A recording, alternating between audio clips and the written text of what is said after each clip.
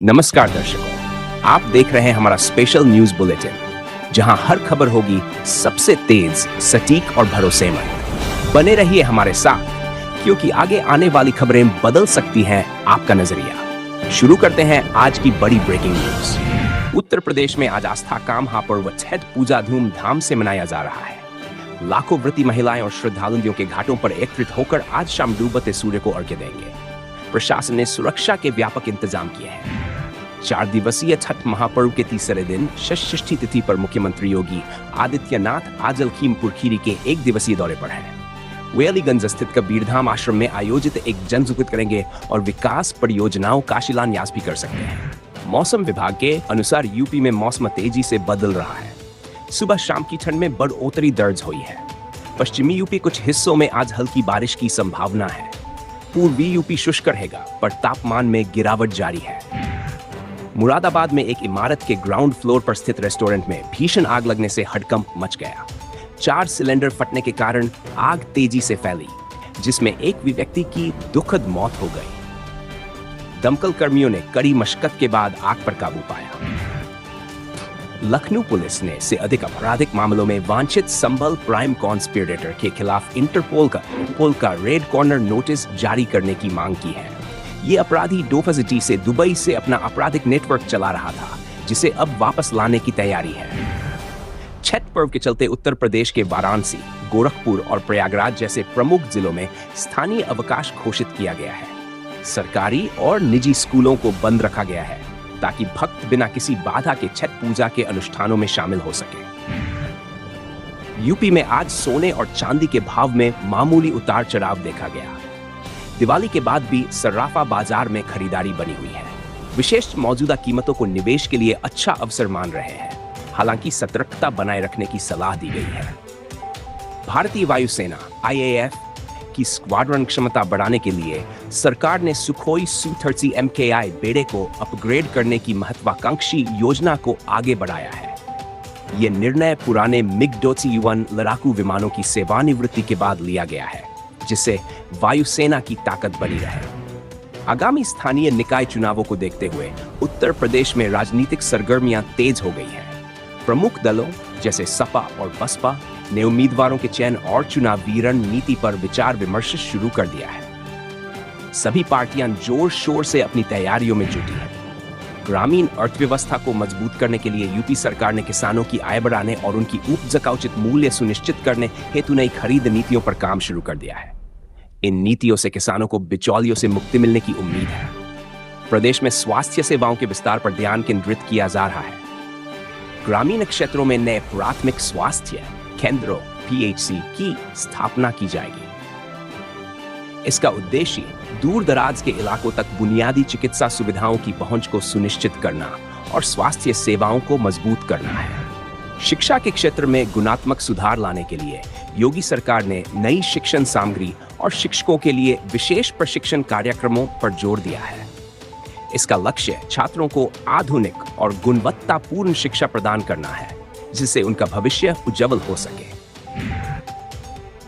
उत्तर प्रदेश अपनी समृद्ध सांस्कृतिक विरासत और धार्मिक स्थलों के पर्यटन को बढ़ावा देने के लिए व्यापक योजनाएं बना रहा है।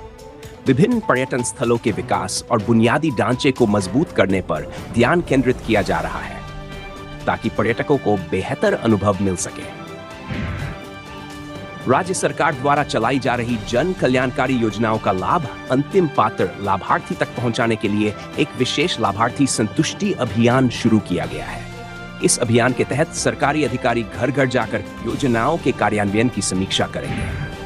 ठंड बढ़ने के साथ ही प्रशासन ने बेघर और जरूरतमंद लोगों के लिए रैन बसेरों की व्यवस्था को दुरुस्त करने के निर्देश जारी किए हैं। शहरों और कस्बों में पर्याप्त कंबल और अन्य आवश्यक सुविधाएं सुनिश्चित करने को कहा गया है, जिससे कोई भी खुले में न सोए। राजधानी लखनऊ और उसके आसपास के क्षेत्रों में यातायात प्रबंधन को सुधारने के लिए नई तकनीक का उपयोग किया जा रहा है।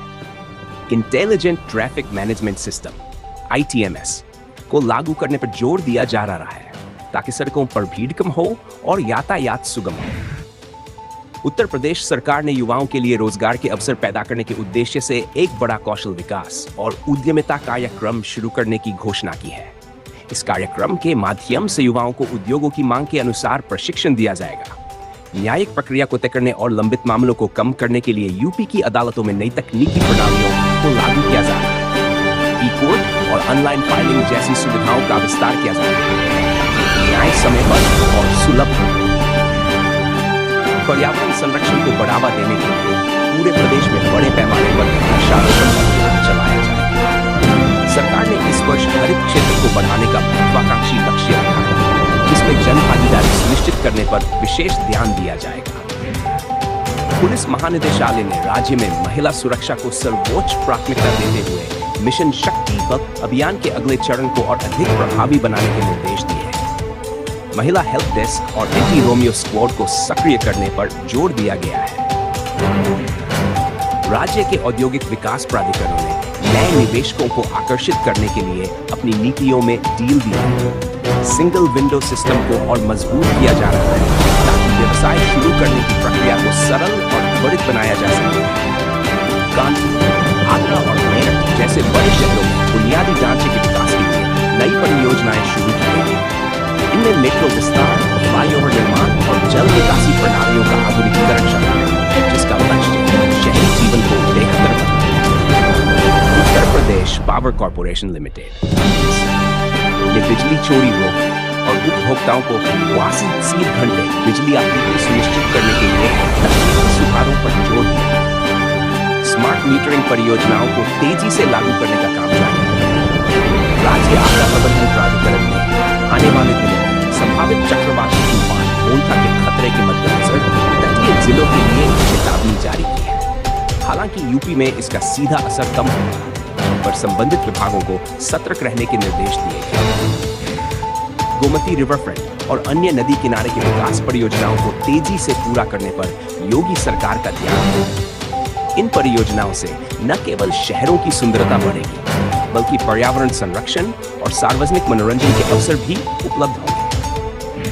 धार्मिक और ऐतिहासिक महत्व के स्थलों के चारों ओर अतिक्रमण हटाने के लिए एक विशेष अभियान शुरू किया गया है। सरकार का उद्देश्य इन स्थलों की गरिमा और स्वच्छता को बनाए रखना है, ताकि ये पर्यटकों के लिए और अधिक आकर्षक बन सके। पश्चिमी उत्तर प्रदेश में गन्ना किसानों को उनकी बकाया राशि का भुगतान जल्द से जल्द करने के निर्देश चीनी मिलों को दिए गए हैं। सरकार किसानों के हितों की रक्षा के लिए प्रतिबद्ध है और भुगतान में देरी को बर्दाश्त नहीं किया जाएगा। प्रदेश में खेल प्रतिभाओं को बढ़ावा देने के लिए खेलो इंडिया योजना के तहत खेल अकादमियों और स्टेडियमों का निर्माण किया जा रहा है। युवाओं को अंतर्राष्ट्रीय स्तर के प्रशिक्षण और सुविधाएं प्रदान